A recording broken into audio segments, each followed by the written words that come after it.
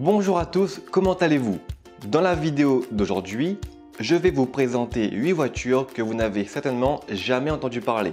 Vous allez voir, il y a des engins auxquels j'ose à peine croire qu'ils ont été construits. Numéro 1, la Ferrari 512 S Modulo. Nous commençons notre liste incroyable avec une voiture conçue pour aller le plus vite possible et au design quelque peu étonnant.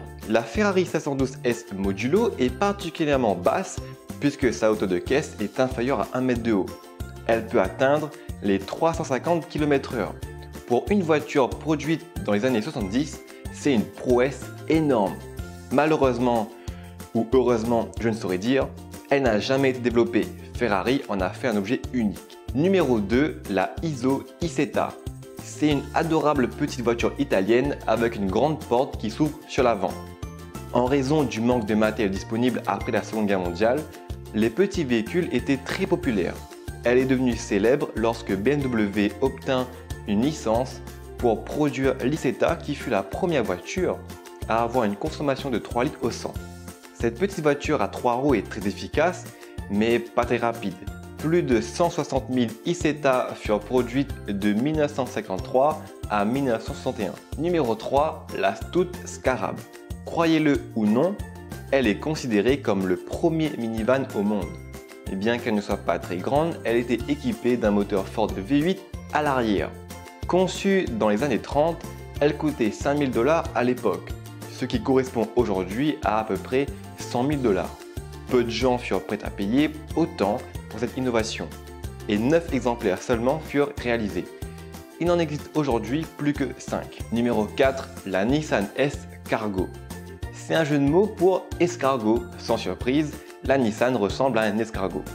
C'est une petite fourgonnette commerciale réalisée entre 1989 et 1991, dont le design est inspiré par la Citroën 2 chevaux fourgonnette. Durant ces 2 années de production, Nissan a produit 8000 S Cargo, mais pour le marché japonais uniquement. Numéro 5, Messerschmitt Carrier 200. Cette Messerschmitt s'appelle un Cabinen Roller en allemand, c'est-à-dire un scooter à cabine. C'est un podyaward à 3 roues pour 2 personnes. L'un conduit à l'avant et l'autre est assis à l'arrière.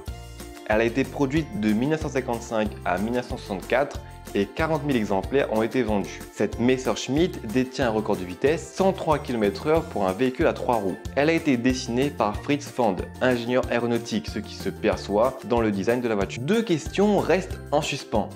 Comment 40 000 personnes ont pu décider d'acheter cette voiture? Et qui va monter à 103 km/h avec ça? Numéro 6, la pile P50. Restons dans le petit monde fou des 3 roues avec la pile P50. C'est la plus petite voiture au monde avec un poids, accrochez-vous bien, de 59 kg. Oui, 59 kg. C'est-à-dire que si vous êtes un peu costaud, vous pouvez la porter au calme. Elle peut atteindre les 61 km/h, mais c'est déconseillé. Pour gagner en légèreté, elle n'a pas de marche arrière, mais une poignée qui la fera tourner sur elle-même. J'aimerais tellement conduire une juste pour le délire. Il n'en existe aujourd'hui plus que 47.